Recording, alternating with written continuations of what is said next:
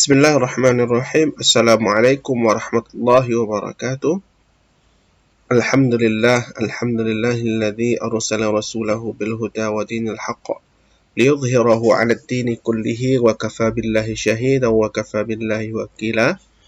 Asyhadu an la ilaha illallah wa asyhadu anna sayyidana wa habibana Muhammad sallallahu alaihi wasallam annahu la nabiyya wa la rasula ba'dah.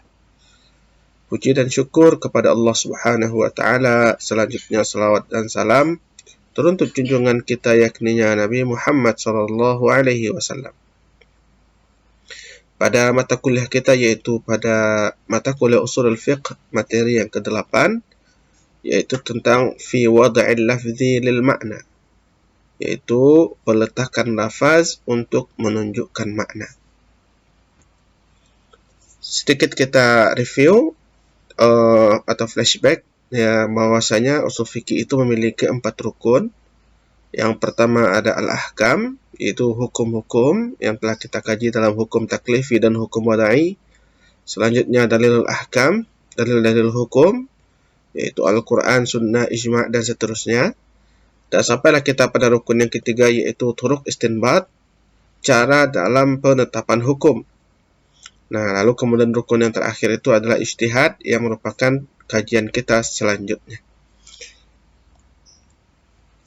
Nah, turuq istinbat, yaitu cara ataupun metode dalam penetapan hukum, maka dalam hal ini kita akan mengkaji kaedah-kaedah kebahasaan, karena yang akan kita teliti itu adalah dalil-dalil atau nas-nas, ya, dalam bentuk lafaz-lafaz Arabi, lafaz-lafaz yang berbahasa Arab, apakah itu Al-Quran ataupun Sunnah.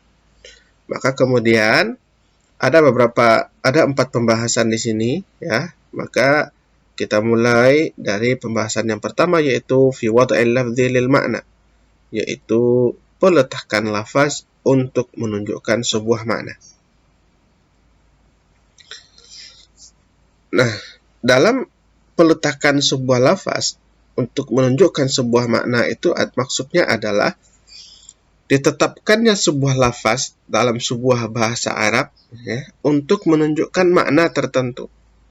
Sehingga kemudian ketika disebutkan lafaz tersebut, maka seseorang akan bisa memahami bahwasanya lafaz tersebut digunakan untuk sesuatu yang telah mereka pahami atau sepakati. Contohnya, ketika mereka menyebutkan asadun, ya, asadun yaitu singa, maka yang dimaksud dengan asad itu adalah seekor hewan, ya, yang muftaris, yaitu yang bercakar, bertaring, yang kemudian memangsa atau memakan hewan lainnya yang tinggal di hutan. Jadi itulah yang dimaksud dengan peletakan sebuah lafaz untuk sebuah makna. Nah, maka dalam hal ini ada 3 pembahasan. Ada khas, ada am, ada mushtarak.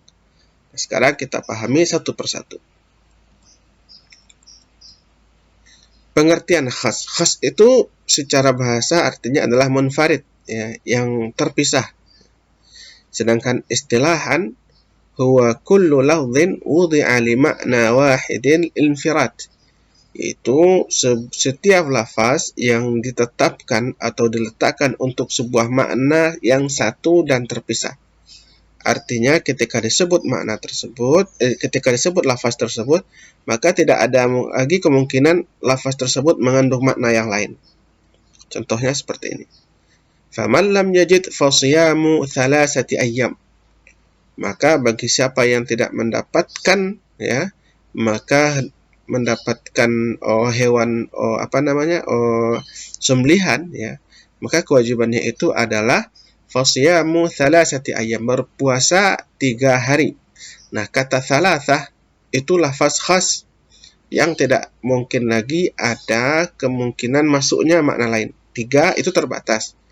Dia tidak mungkin 3,5 atau 3/4, ya, atau maka di sini jelaslah lafaz thalatha itu adalah lafaz khas, ya, yang maknanya itu adalah qat'i, tidak lagi kemudian diragukan.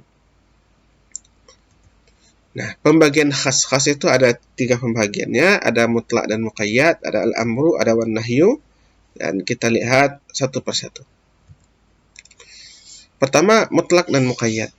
Yang dikatakan dengan mutlak itu adalah lafaz al-lafzu ad-dal ala mahiyatin alal mahiyati bila qayyidin. Jadi sebuah lafaz yang menunjukkan sesuatu dan tidak memiliki pengikat. Nah, tidak ada sifat yang mengikatnya. Contohnya, tahriru raqabah min qabli ayyatamasa. Hendaklah dia itu memerdekakan budak sebelum mereka bercampur kembali. Raqabah itu adalah lafaz yang sifatnya mutlak, yaitu seorang budak. Nah, tidak diikat dengan sifat tertentu. Berbeda dengan yang kedua. Al-lafzu yaitu muqayyad, yaitu al-lafzu ad-dal alal mahiyah ma'a qaidin ma'a quyudiha. Itu sebuah lafaz yang menunjukkan sesuatu yang disertai dengan sifat yang mengikatnya. Contohnya di sini fatahari raqabatin mu'minah. Maka merdekakanlah seorang budak yang beriman. Nah, jadi ada di sini sifat yang mengikatnya. Jadi di atas kalau raqabah saja itu sifatnya mutlak, tapi ketika di bawah ditambah dengan kata mu'minah, maka sudah menjadi muqayyad. Maka kata raqabah itu muqayyadun dengan sifat mu'minah. Maka budak yang dimerdekakan itu adalah seorang budak yang beriman. Pembagian yang kedua itu adalah al-amru, perintah. Dikatakan dengan perintah itu adalah al-lafzul mawdu'u lit-talabil fi'li ala sabil al-isti'la. Yaitu sebuah lafaz yang ditetapkan ya untuk menuntut seseorang berbuat, dan itu datang dari jihah ataupun dari tingkat yang lebih tinggi. Berarti dari Allah Subhanahu wa taala kepada insan atau manusia, maka itu namanya al-amru. Atau dari atasan kepada bawahan, itu namanya al-amru. Di sini jelaskan faman syahida minkumus syahra falyasum. Ya. Falyasum itu adalah perintah.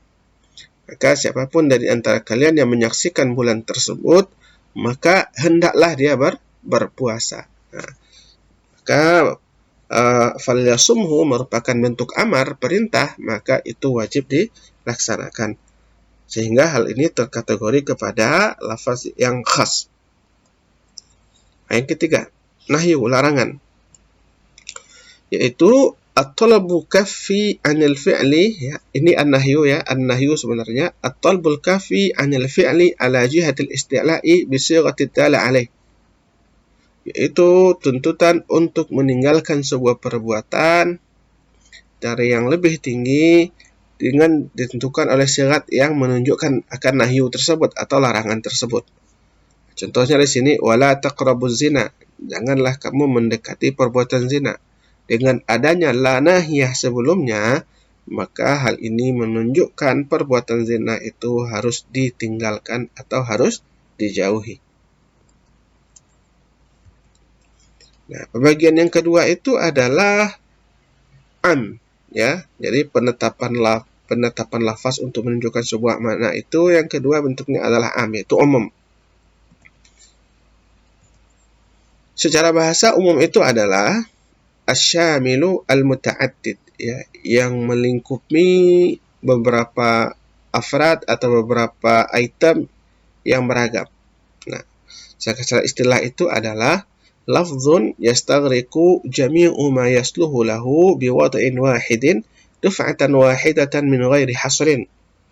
Lafaz yang mencakup seluruh apa yang patut untuk cakupan lafaz tersebut dengan satu ketetapan lafaz saja, sehingga masuklah seluruhnya tanpa adanya pembatasan.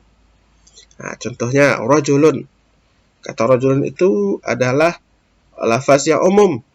Kenapa? Karena termasuk di dalamnya laki-laki itu seperti Ahmad, Muhammad, Mahmud, ya, ataupun kemudian Ali dan seterusnya. Nah, samakun, ikan. Nah, termasuk dalamnya ikan air laut, ikan air tawar, dan seterusnya. Gitu juga dengan tayrun, yaitu burung. Termasuk dalamnya seluruh burung, ya. Apakah itu termasuk juga ayam yang merupakan klaster dari unggas. Nah, ini lafaz am namanya. Pembagian am. Lafaz umum itu ada 3. Yang pertama itu amun yuradu bihil umum. Itu lafaz umum yang memang maksudnya itu adalah keumumannya. Contohnya, wa ma min dabatin fil ardi illa 'ala Allahi rizquha, dan tidaklah ya